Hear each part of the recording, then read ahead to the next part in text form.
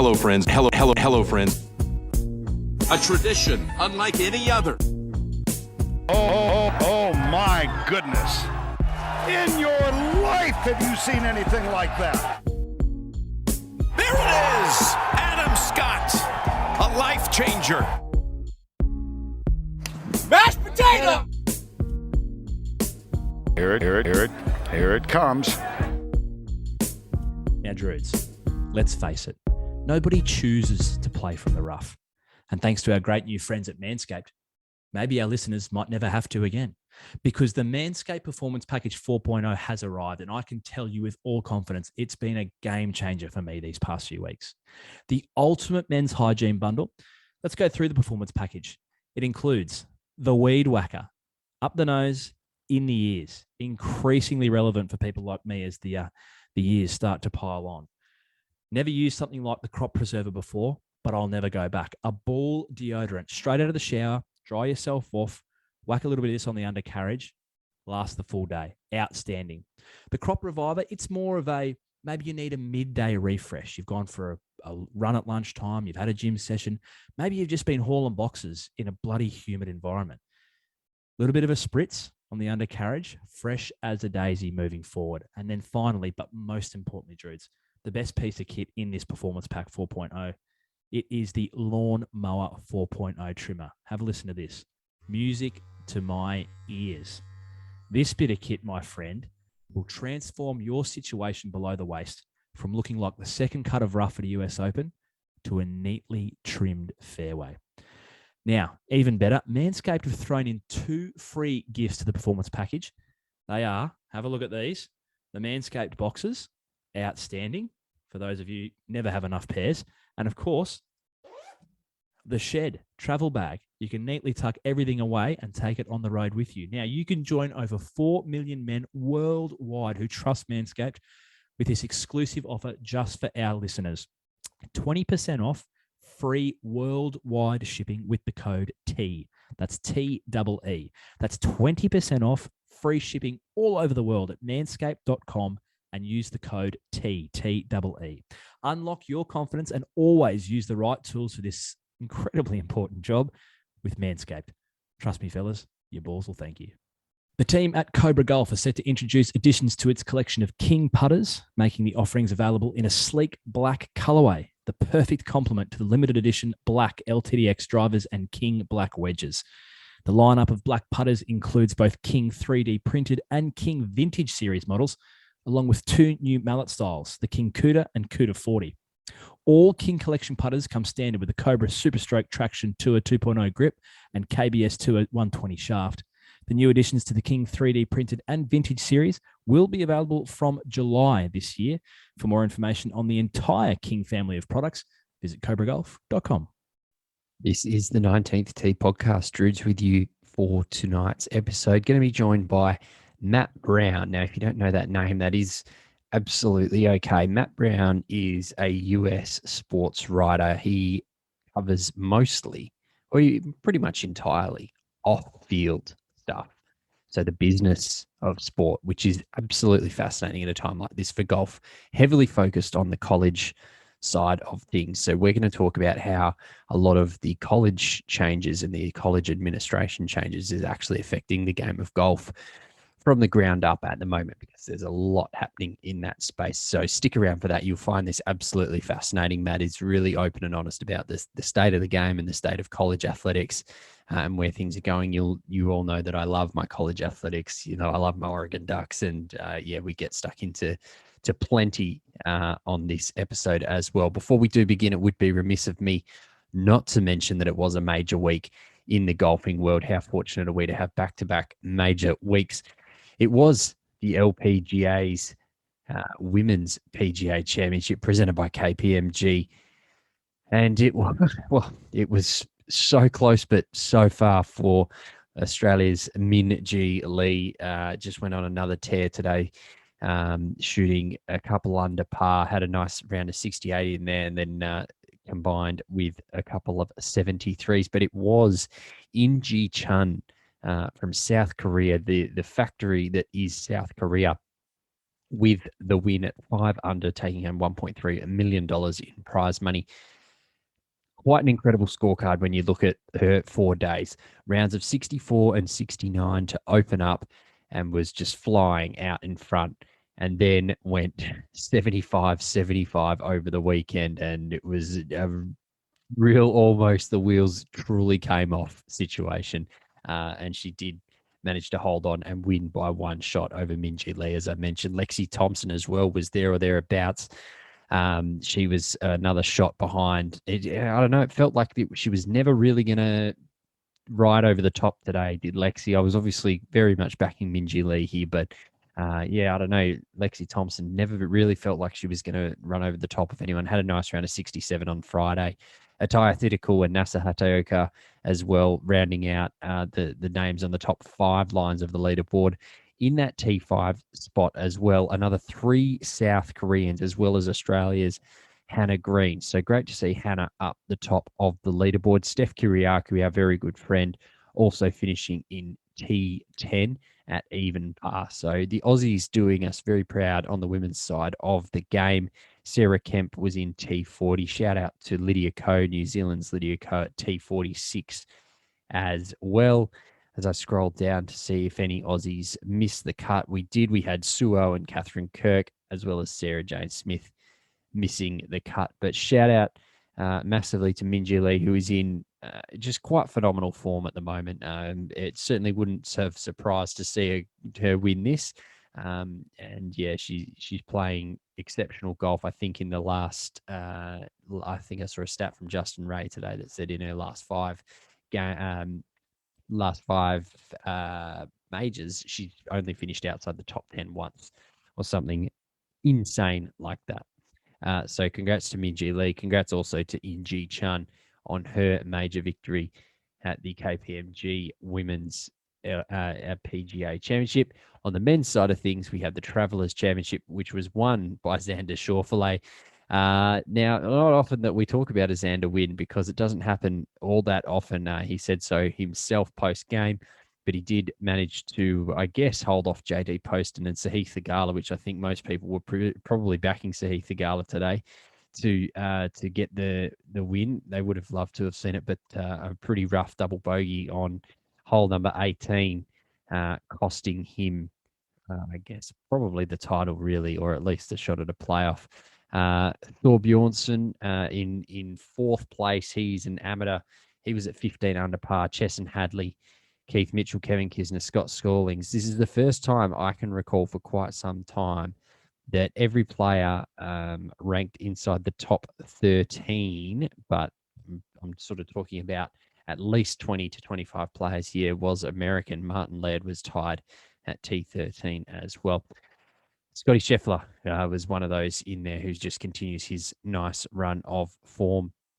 Shout out to Xander, and a really good 4 rounds. Had a pretty impressive opening to this tournament with back-to-back 63s. I think there was a 62 on the card from JT Poston in the first day as well.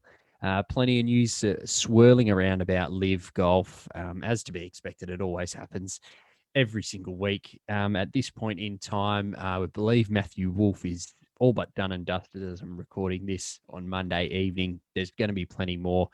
Carlos Ortiz was other names that I've seen that have been going around. I'm sure if you go on Twitter, you'll be able to find a heap. Colin Morikawa was obviously heavily linked last week. His manager came out and said, absolutely not. He was committed to the PGA Tour. So fascinating to watch how live kind of plays out around it. Obviously, we sort of touch on it in this conversation with Matt Brown, but really just more focusing on that college athletics side of things and how that's actually impacting golf. And then, of course, probably a little bit more broadly as well, how the NIL, name, image, and likeness, which you'll learn a little bit more about in the next half hour with Matt, how that is impacting college golf, but also college football, college basketball as well. So this is probably certainly golf focused, but we do touch on a few of those other sports that you know that I love here on the 19th tee. So thanks very much for joining us and listening in once again. Great to have your company. Don't forget to Follow us on social media. Leave us a review if you can on whatever podcast service you're listening to. That would be immensely appreciated. We couldn't thank you enough for doing that. And yeah, just tell some friends about the show. We've seen some amazing growth over this year, and we're really appreciative of all of that. And thanks to everyone who listens. If you love it, and you can just tell one friend, that's all we ask. We would really, really appreciate that. That helps us grow and helps us do some cool stuff in the future. So thanks very much for tuning in. Without any further ado, let's get to Matt Brown. All right, Matt from Extra Points. Matt Brown, all the way from the US of A, joining us. Appreciate you getting up nice and early to have a chat to us, mate. Thanks for joining us on the 19th tee. Of course, Nathan, it's a pleasure. Thanks for having me. Mate, we've got to start at the very top here and start with the rudimentary questions that we were talking about before we hit record. Sure. But for the benefit of our listeners, maybe just give us the elevator pitch of what NIL is and why is it so important in college athletics? No, it's a great question, right? So in the United States, for elite sport, unlike virtually every other country in the world, we don't really have an academy system. So if you are somebody that is training for a career to play American football or basketball or potentially golf or for other sports, your best option to receive the best training possible, the best facilities possible, is to participate with the university team. And until last summer, part of the rules in order to remain eligible for a university program were that you had to be an amateur. And I'm making air quotes right now, around amateur, but essentially that meant you couldn't receive money for participating. And you also couldn't really earn money elsewhere. So if you were, for example, a collegiate golfer at, say, the University of Washington, but you were also a big video gamer and you would Twitch stream you playing Call of Duty and making jokes, you couldn't receive money for that because some bureaucrat would say, well, people are only giving him money to watch him shoot people on Call of Duty because he's good at golf and they're really Washington fans. And that would break the sacred principles of amateurism. It's very stupid. Yeah. And over the last several decades, there was a blossoming black market industry of compensating athletes to get them to attend certain universities or remain eligible and to get around those rules. Last summer, the United States Supreme Court and several state legislatures wrote rules saying you actually can't enforce the system anymore. The athletes are regular college students and therefore should be allowed to do things that college students do, like make money. So we have a new industry popping up called allowing athletes to monetize their name, image, and likeness. So what this means is that the University of Washington or the University of Texas cannot write a check to a golfer or a baseball player to get them to play there. But other people could pay that athlete to participate in commercials or sign autographs or teach private lessons. And now we have seen an industry pop up in the United States where you have, I think, two different NILs. You have an NIL that we might call market driven, where a company is like trying to get someone to participate in a commercial or maybe give private golf lessons or private tennis lessons. And that's, how much money they make is based realistically on how famous they are, how skilled they are. And then you have what I affectionately call a bagman market, where people are setting up sham deals to give somebody money so they attend a particular university. Two different markets, two different incentives, very complicated, but that's kind of how it all operates right now in a nutshell. It sounds, as someone who's kind of followed college sports for, sort of 10 years now, since having spent some time over there, it feels like this is the biggest change to college athletics that I've definitely seen in 10 years. Obviously, you've had your ear much closer to the ground for a lot longer. Is it as simple as that? This is the biggest change to college athletics since, I don't know. I think it's certainly the biggest change almost in our lifetimes. Like the only other thing I could think of that's been this transformative was in the late 1980s when the television broadcast industry became deregulated for college broadcasts, which suddenly increased the amount of money in this industry exponentially. A university only used to get a few $1 million or maybe a few $100,000 for television broadcasts, and now a major university in the Big Ten or the SEC, a major state school in the Midwest or southern part of the United States, will potentially make $80 million.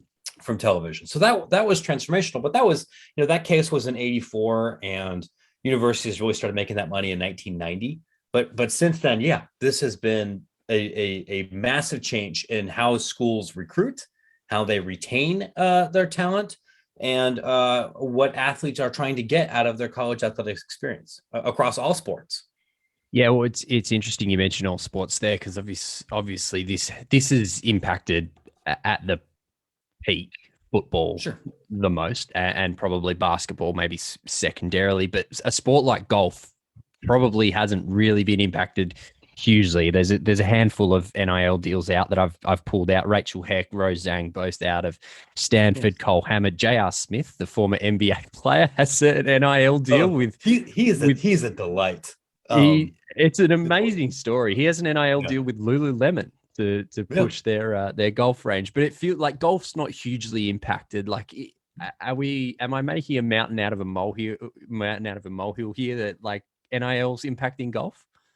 No, I think you were right. There hasn't been a lot of large commercial contracts for to help athletes promote deals, where you're actually seeing NIL play the biggest role in golf. And I think you're also seeing this to some extent with tennis, which is somewhat similar in the United States, where the most money is being made is in the private lessons and coaching circuit. Because previously, if you were a college golfer at a smaller institution, say a Kent State or a Southern Illinois, or right, like a regional state school or something, you're not a candidate for major professional tours.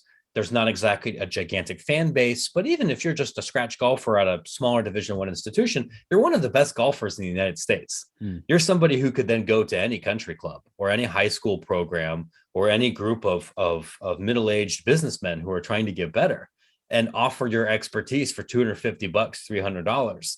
That's not life-changing corporate money, right? Like Titleist isn't signing up to sponsor 100 people to do this. Yeah. But if you're 20 years old, $300 goes a long way. I mean, that might be more than you might make caddying, for sure. That might be more than you might make delivering pizza. I certainly did stupid things when I was in college for $300. And so I would look at that and say, I don't know if that's changing the competitive balance of American collegiate golf. Is that a significant experience in like helping people's lives be better, or potentially making high school golf better? Yeah, that I think has happened and should continue to happen. I read a quote, and I want to read it to you. It's from Cannon Claycomb, who was an All-American golfer out of the University of Alabama. And this is out of Golf Digest. And I just want to get your thoughts on it. So he says on NIL, it's kept the integrity of college sports intact while allowing student athletes to profit off who they are and what they can do. But you better stay on top of it, or else you could get left behind. The second part of that quote makes a lot of sense. I'm probably more interested on that first part where he talks about the integrity of college sports and the impact that NIL's had on that. Is that accurate, or is that maybe a little fabricated?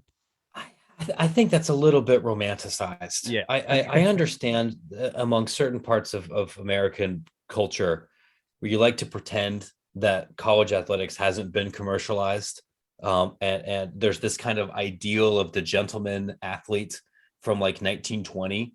And I've written a fair amount about the history of college football, and I've written a book and written, and dug into this. And friends, like, it's always been commercialized.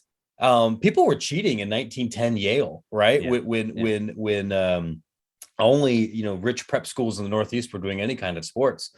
There were NIL deals. People were getting contracts to sell cigarettes on campus or to help sell tickets. And if you go back to what reporters and contemporaries wrote about college athletics in 1910, 1920, 1930, friends, they're complaining about the same stuff that they are now. It's just the dollar amounts have changed. So I kind of roll my eyes a little bit when I hear people wax rhapsodic about the integrity of college athletics in that way. Where I get legitimately excited, though, and think that this really is something worth celebrating, is that these kind of NIL opportunities can really expand, I think, the world for a college athlete. I don't know how much this is the case for golf specifically, but this is a challenge for a lot of American athletes, particularly some that come to college that without being particularly wealthy, right? They might not know anybody who works in financial services. They might not know anybody in sales. They might not have any idea what marketing people do. And you might spend 30 hours a week on your sport, and you live in an athlete dorm, and you take the athlete classes, and you're in this little bubble. And when your professional athletics career is over, now you didn't really meet anybody that's connected in these other industries. And through NIL, and I think this is true in golf as well. And one of, when you do it right, one of the really nice things about golf as a sport is how it's able to create social bonds and networking and help people learn about the other industries in the world throughout them. And so if I was a college golf instructor or a recruiter like that, I think is what I would be selling as something that's very exciting. How this can set you up for a better life 15 years from now.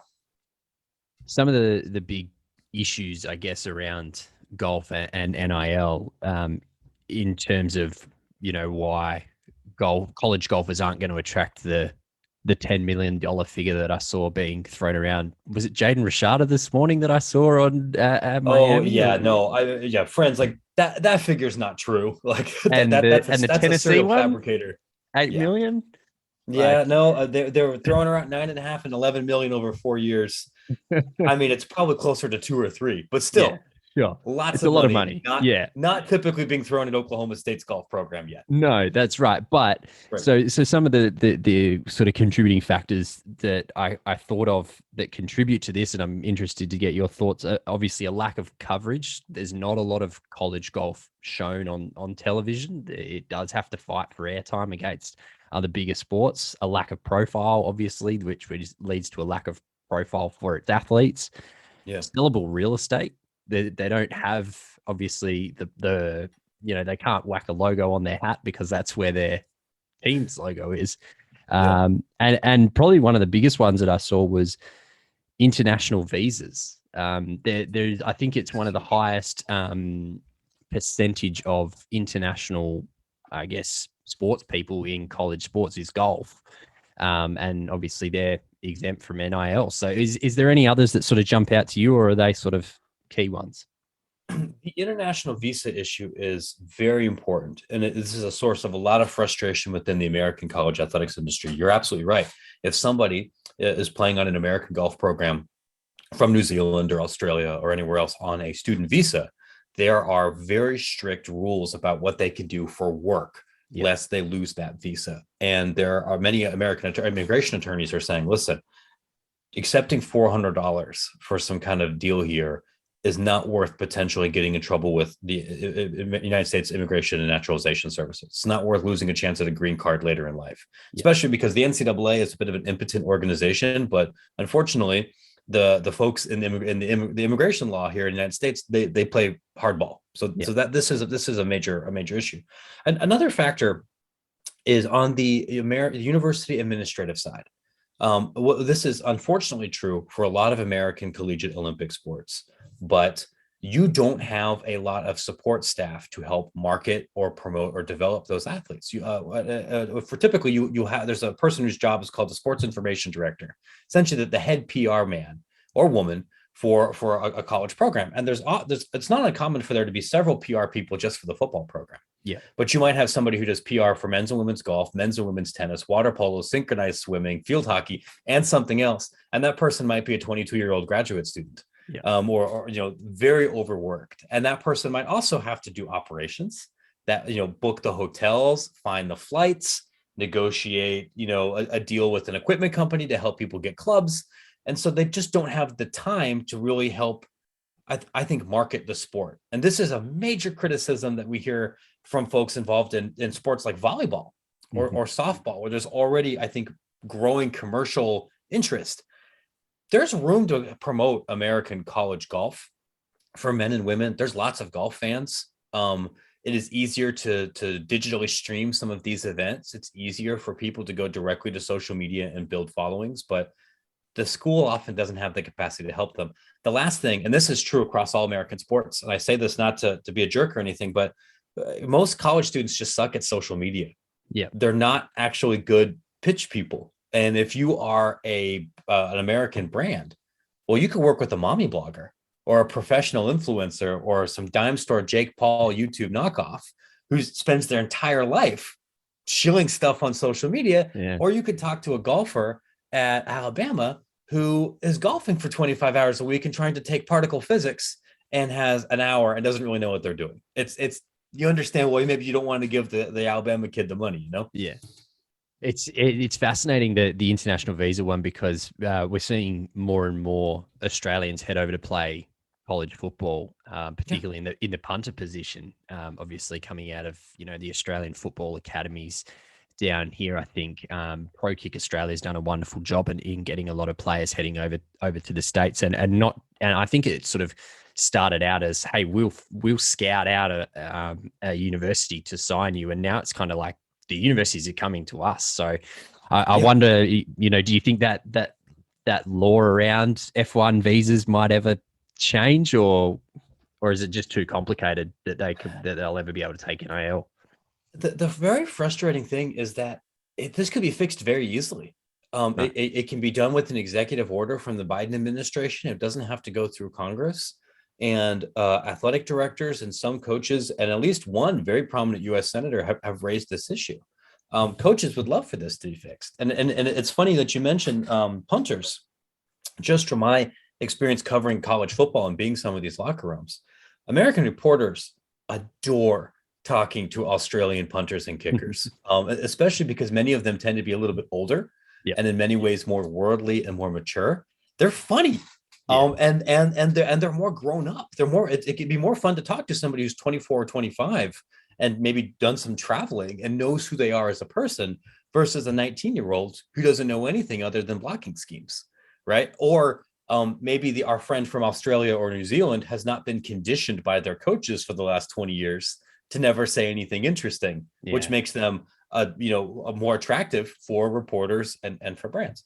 The frustrating thing is that now we're talking about not to be political or partisan here, the Biden administration, as unfortunately I think many of our Australian friends know, is very busy right now, and they're lurching from one crisis to another, and U.S. senators and the folks in the executive branch and changing one comma somewhere so Australian golfers can make a few extra bucks is not even in the top 300 priorities, no matter how much I tweet about it. And which is unfortunate, but that just speaks to our rather dysfunctional system. This is true. There are huge companies involved in golf already, the likes of Callaway, Titleist, the one that you raised before, TaylorMade. I'm just spitballing, Nike. If they start to have input into NIL deals, how will that impact in terms of the deals that other competing brands may have with schools, right? So I look at, for instance, Oregon, where I went to school, in bed with Nike for as long as that school's ever going to live.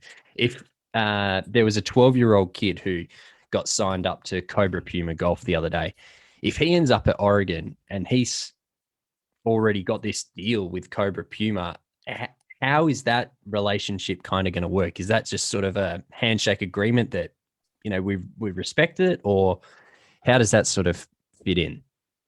This is actually a really important question. And we've also begun to see this on the basketball and in the track and field world as well. So one of the issues here, part of the reason we haven't seen a company like Cobra or Bridgestone or TaylorMade get really heavily involved on the player side is because they're so heavily leveraged on the program side. And it's still a better investment for Nike or any of these other firms to be really tight with Oregon or Oklahoma State, knowing that if they do that, the athletes have to use their stuff during the events anyway. It will be more expensive and more risky to deal with the athletes individually. Where you do see where this has happened is with apparel companies that are trying to get into lifestyle brands. So you might have an athlete that is contractually obligated to wear Under Armour shoes during competition, but if they want to wear Adidas slides or Brazilian Havaianas flip-flops or something and put that on Instagram when they're not competing, that's permissible. I think if we find a 12-year-old who's so good at golf or a 14-year-old so good at golf that would attract corporate sponsorships at that age, I don't think that person's much of a candidate to do American college golf to begin with. I think that person would probably want to pursue professional options. Maybe they join the Saudi Arabian tour or something, right? And just bypass amateurism altogether because they're already so marketable and so good that they might not have to slum it in the Atlantic 10 or something, right? But this is an issue because the idea of somebody wearing or using a competitor's equipment during competition is something that would make any major brand freak out. There would be lawsuits over it, and one of the contracts would be torn up. Yeah. I guess in very simplistic terms, does NIL somehow drive a wedge between the rich schools getting richer and the poor schools getting poorer? Like in my head, that somehow works, but I also kind of don't think it does. Like I'm kind of thinking like, you know, the Texas Longhorns network is worth some stupid amount of money, right? And then you've got teams that are playing in, you know, the smaller conferences. They're just not going to be able to compete in terms of NIL. Like, am I onto something there, or you are onto something there? I think in practice it ends up being a little bit more complicated. So, and from covering this over the last year and a half, I think one of the biggest differences that you've seen are big institutions, your Texas's, Oregon's, Ohio State's, which is where I went to school, have the capacity to give much more education to their athletes, to help them understand how to grow their social followings, how to pitch a brand, how to negotiate, and what you would be wary of. And for my publication, I write about the business of American college sports. I talk to what we call mid-majors, or these smaller regional schools, all of the time.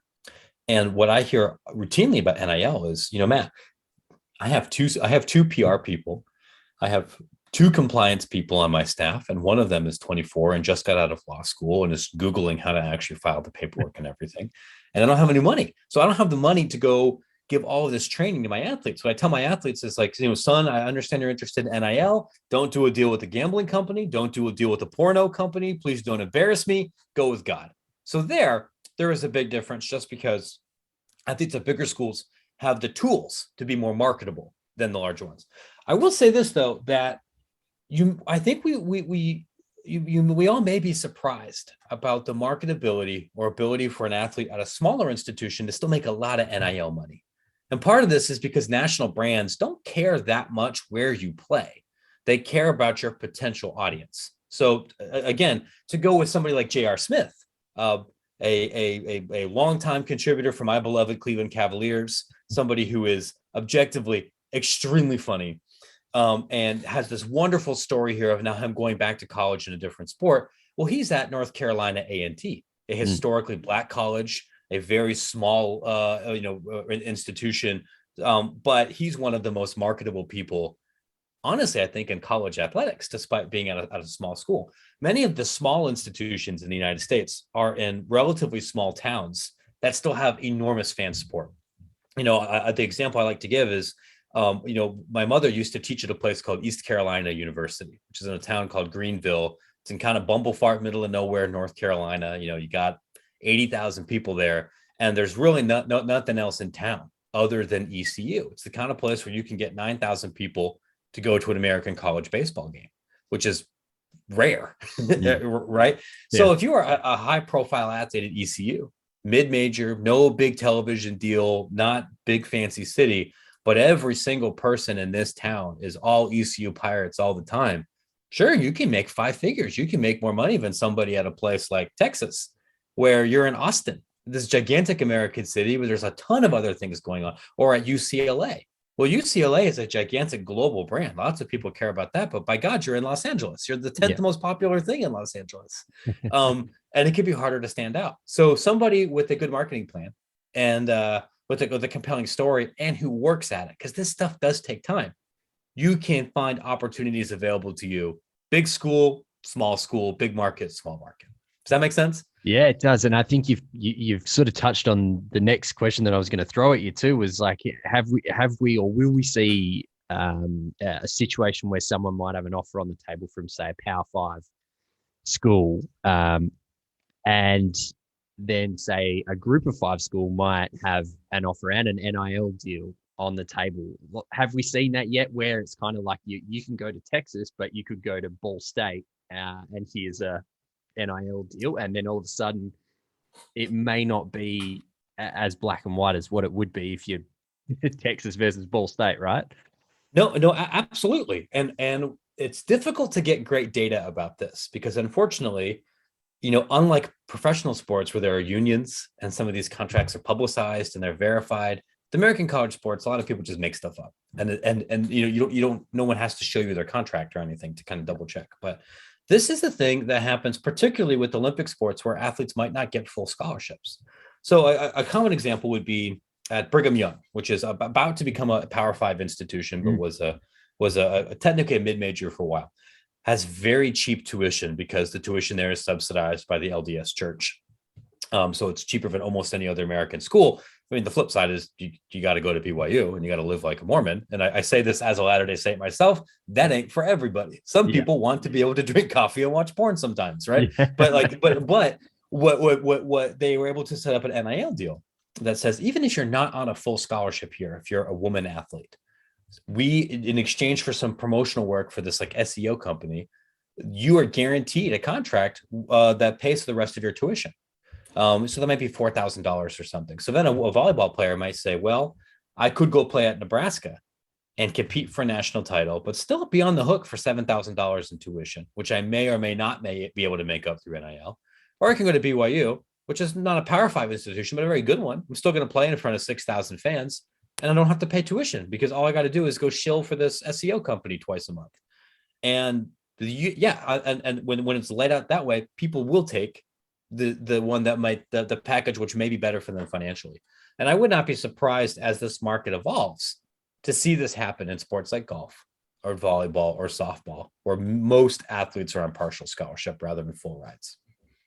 It's a fascinating world, and like you're only scratching the surface of it. As you said, it's only been around for 18 months, and I guess there's obviously been a lot made about the benefits that are given to college athletes over the years in terms of whether some of them have been legal or illegal or whatever. And we're finally getting to a place where it's becoming legalized, and conscious that we better let you go and get on with your day. We did book half an hour with you, and I've taken all that up very, very, very quickly with a handful of questions. But no, we really appreciate your time on the 19th tee. We'll have to do it again because this is evolving, and as soon as we see any big NIL deals on the table in the golfing world, we'll be sure to pick up the computer and flick you an email and get you back on. So before you go, where can people access all your wonderful information, the website, the newsletter, all of that sort of stuff? Where can they get you?